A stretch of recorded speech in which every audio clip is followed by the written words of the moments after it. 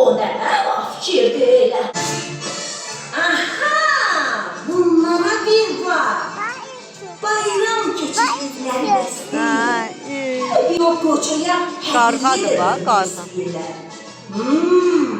Özləri deyir ki, yeni ili heç kim tək keçirməli deyil.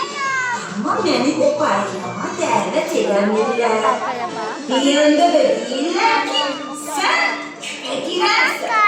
Hə, qarğa. Ha, əşi küpə girən olanda nə olur? Nə olur?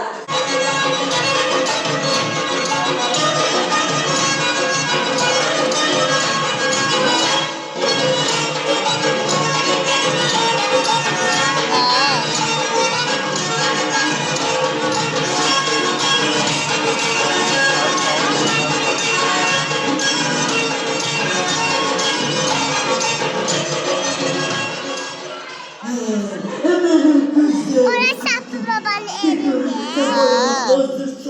Ama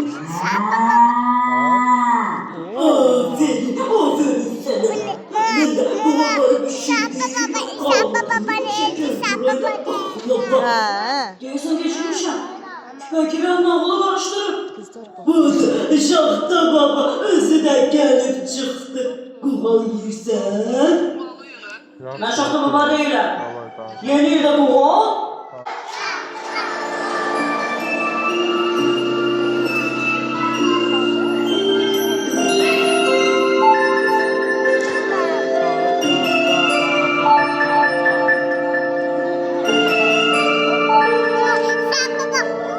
Hə, indi gələcək.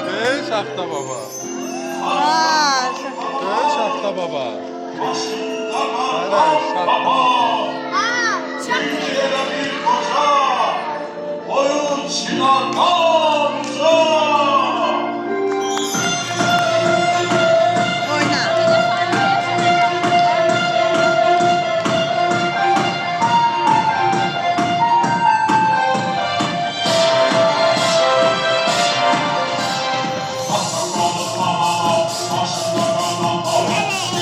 Hə, belə.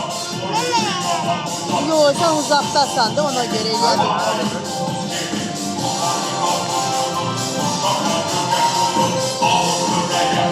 Seni